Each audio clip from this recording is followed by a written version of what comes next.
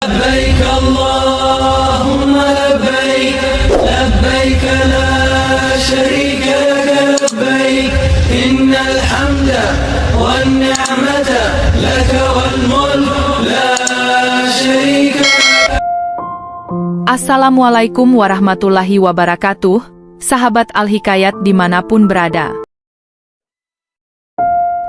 Pada episode kali ini, kita akan menyelami sebuah kisah tentang seorang pemuda yang bekerja sebagai penggali kubur, yang menzinahi mayat seorang wanita cantik yang terkenal sebagai bunga desa di sebuah kampung di Indonesia.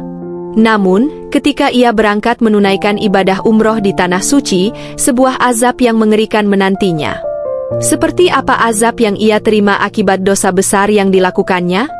Tonton video ini sampai habis agar tidak sesat. Dan sebelum menyimak kisah ini, mari kita menyempatkan membaca solawat kepada Nabi Muhammad dengan ucapan Allahumma sholli ala Sayyidina Muhammad. Rahmat, seorang pemuda dari desa terpencil di pelosok Indonesia, telah mengabdikan hidupnya sebagai penggali kubur. Sejak remaja, ia sudah terbiasa dengan bau tanah dan kedelapan liang lahat. Di antara hutan lebat dan pepohonan rindang, Rahmat menemukan kedamaian di tempat yang bagi banyak orang terasa menyeramkan. Bagi Rahmat, setiap kuburan yang ia gali adalah sebuah penungan tentang kefanaan dan makna kehidupan. Semua yang hidup pasti akan mati, pikir Rahmat setiap kali cangkulnya menembus tanah yang keras. Kehidupan adalah siklus yang terus berputar, dari tanah kita berasal dan ke tanah kita akan kembali. Namun, di balik ketenangannya, Rahmat menyimpan sebuah rahasia kelam yang menghantui setiap langkahnya. Pada suatu hari yang cerah, seorang saudagar kaya bernama Pak Haji Ismail datang ke desa tersebut. Ia dikenal murah hati dan selalu membantu mereka yang membutuhkan. Dengan senyum lebar, ia mengumumkan bahwa ia akan memberikan umrah gratis kepada beberapa orang yang dianggap berjasa bagi desa, termasuk Rahmat. Pengumuman itu membawa kegembiraan yang besar. Mereka yang terpilih merasa bersyukur dan terharu, termasuk Rahmat yang tidak pernah membayangkan bisa pergi ke Tanah Suci. Rombongan umrah berangkat dengan penuh harap. Selain Rahmat, ada Pak Haji Ismail sendiri, Imam Masjid Ustaz Hamid, Marbot Masjid Pak Hasan, dan beberapa orang lainnya yang dianggap berjasa. Mereka tiba di Makkah dengan hati yang berdebar, penuh syukur dan haru. Tanah Suci menyambut mereka dengan kemegahan dan kebesaran yang tak terlukiskan. Namun, tak lama setelah tiba, Rahmat mulai merasakan kegelisahan yang aneh. Saat orang-orang lain berdoa dengan khusyuk di dalam Masjidil Haram, Rahmat merasakan bau bangkai busuk yang sangat menyengat. Bau itu begitu kuat hingga membuatnya mual dan akhirnya muntah. Anehnya, orang lain tidak mencium bau tersebut. Mereka melanjutkan ibadah mereka tanpa terganggu, sementara Rahmat bergulat dengan rasa mual yang tak tertahankan. Setiap kali ia berusaha berkonsentrasi pada ibadah, bau busuk itu semakin menyengat. Ia merasa seperti terperangkap dalam lingkaran asap yang tak terlihat oleh orang lain. Mengapa hanya aku yang merasakannya? Pikir Rahmat, bingung dan cemas. Pada saat yang sama, di tengah-tengah tawaf, Rahmat melihat sosok wanita yang tampak mengerikan. Wanita itu memelototinya dengan tatapan tajam dan penuh dendam. Rahmat merasakan ketakutan yang luar biasa. Sosok wanita itu mulai mengejarnya, membuat Rahmat berlari ketakutan mengelilingi Ka'bah. Napasnya tersengal-sengal, keringat bercucuran, dan hatinya dipenuhi kecemasan.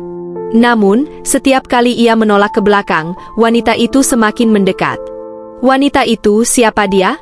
Rahmat berusaha mengingat, namun ketakutan menguasai pikirannya.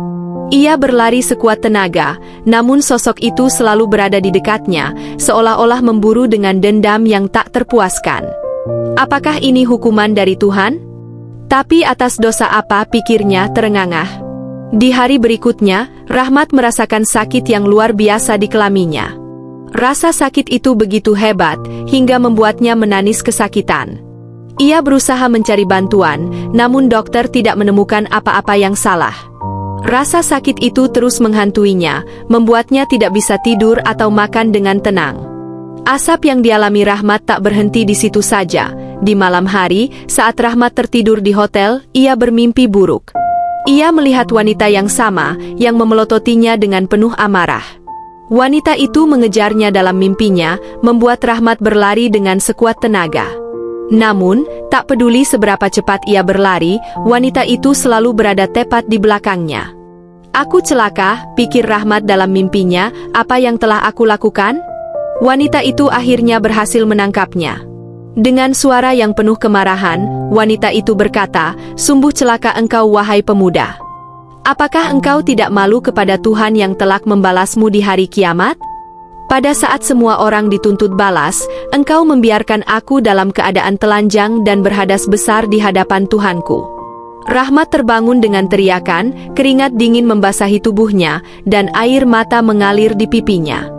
Kia yang tidur sekamar dengannya terbangun dan melihat Rahmat dalam keadaan yang sangat ketakutan. "Ada apa Rahmat? Apa yang terjadi?" tanya Kia dengan suara lembut. Dengan berat hati dan rasa malu yang mendalam, Rahmat mulai bercerita. Ia menceritakan semuanya, mulai dari bau busuk yang hanya ia rasakan, hingga sosok wanita yang mengejarnya dalam mimpi. Ia juga mengakui dosa yang pernah ia lakukan di desa. Beberapa tahun lalu, Rahmat menyukai seorang wanita yang dikenal sebagai kembang desa. Wanita itu cantik dan baik hati, membuat Rahmat jatuh hati padanya. Namun, ketika ia menyatakan cintanya dan mengajaknya menikah, wanita itu menolaknya dengan halus. Suatu hari, wanita itu meninggal dunia akibat suatu insiden yang tiba-tiba. Sebagai pengendali kubur, Rahmat bertugas menguburkan jenazahnya. Namun, malam hari setelah penguburan, dalam kesunyian, Rahmat kembali ke kuburan itu. Dengan hati yang dipenuhi nafsu, ia menggali kuburan dan mensinahi jenazah wanita yang pernah ia cintai itu. Setelah nafsunya terselesaikan, ia menguburkan kembali jenazah tersebut. Mendengar pengakuan itu, Kia yang awalnya prihatin kini menjadi marah. Ia merasa ngeri dan jijik dengan perbuatan Rahmat, namun ia juga sadar bahwa pengampunan adalah milik Allah. Dengan suara yang tenang namun tegas, Kia berkata, "Rahmat, apa yang telah kau lakukan adalah dosa besar. Namun, kita tidak boleh lupa bahwa Allah Maha Pengampun. Bertobatlah dengan sungguh-sungguh dan mohon ampun kepadanya." Rahmat menangis terseduh-seduh dan penyesalan memenuhi hatinya. Ia menyadari bahwa asap yang ia alami adalah peringatan dari Allah atas perbuatannya yang hina. Di depan Ka'bah yang megah dan suci, ia bersujud dan memohon ampun kepada Allah dengan segenap hatinya. Air mata membasahi pipinya saat ia mengucapkan doa yang tulus. "Ya Allah, Tuhan yang Maha Pengampun, aku datang kepadamu dengan hati yang penuh penyesalan. Aku telah melakukan dosa besar yang tidak layak diampuni, kecuali oleh rahmat dan ampunan-Mu. Ya Allah, aku memohon ampunan-Mu atas segala kesalahan dan dosa yang telah kulakukan."